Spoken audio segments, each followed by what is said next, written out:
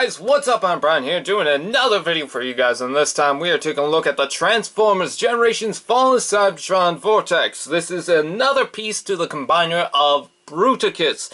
Now, before we actually talk about this, I want to talk about the Boosticus set, because the Boosticus set also comes with this extra little back piece that you can attach right there, and it doesn't affect the transformation or anything like that. If anything, it affects the rudder spinner thingies from moving, but even then it's like, well, I mean there, so there you go.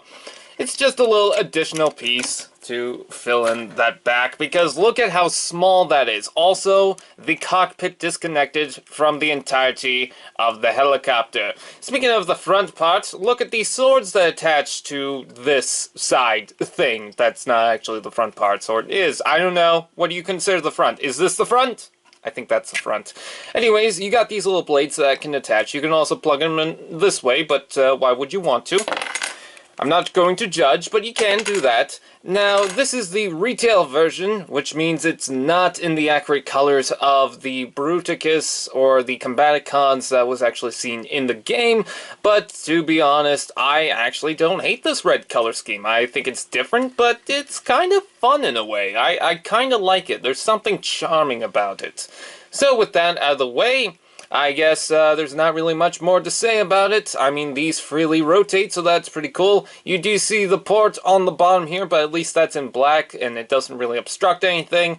I think that as far as the helicopter goes, and its Fall of Cybertron design, it's alright. So let's go on to the transformation. To transform the figure, you're going to start off by separating the legs and rotating them down, and you want to rotate this down like that. Now, I believe for the leg transformation, what you actually want to do is take this, and I'm just going to combine the rotors, but you're going to combine this, and then there's a huge section right here that will pop out like that. A huge midsection or whatever you want to call it, and then you rotate that, and then you bring out the little gun thing that I had out earlier, and bring that down, and you have the port right there. That's a leg. So, but we're not doing that. We're going to transform it into a robot, which, by the way, also, actually, while I'm at it, for the arm mode, it's basically pretty much what you just did, except you bring out the hand, rotate this around, and then you bring the combiner port to the side.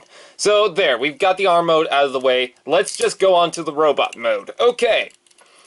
So, going back to what we were doing, for the transformation of the robot mode, you do not have to bring this out, so I'm going to plug that all back in like so, and just leave this like that. Next, what you're going to do is separate the arms from the side, so the midsection right here will separate, and you bring those around like so. Bring out the arms, and you're going to rotate them on this little mushroom joint right here. And I know that seemed a little complicated and probably didn't make sense to a few of you, but whatever.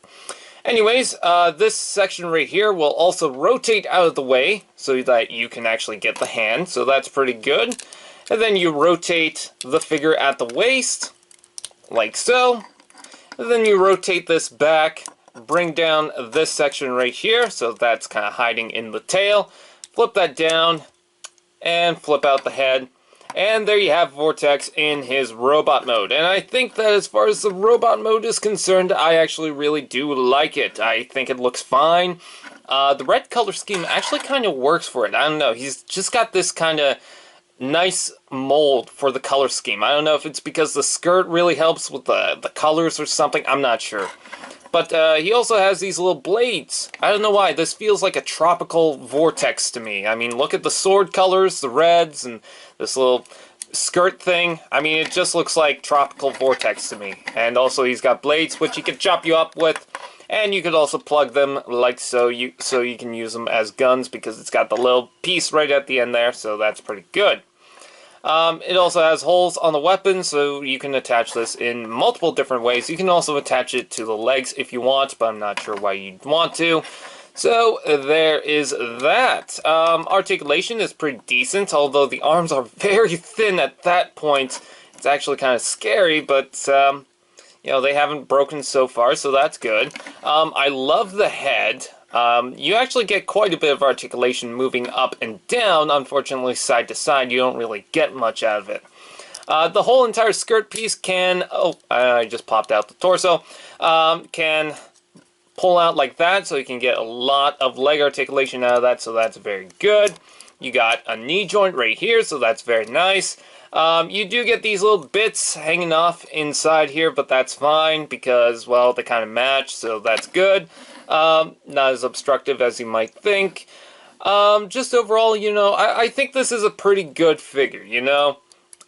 He's not perfect, and the color scheme is kind of meh, but if you can get him in the accurate color scheme, I think he's fantastic. But even in this color scheme, like, there's something about it that I really like. I don't know why, it's just the red really pops, and it works for this. So, with that out of the way, I thank you guys for watching. Please like, comment, share, subscribe, and all those fun do that, and I'll see you guys next time. Fist bump.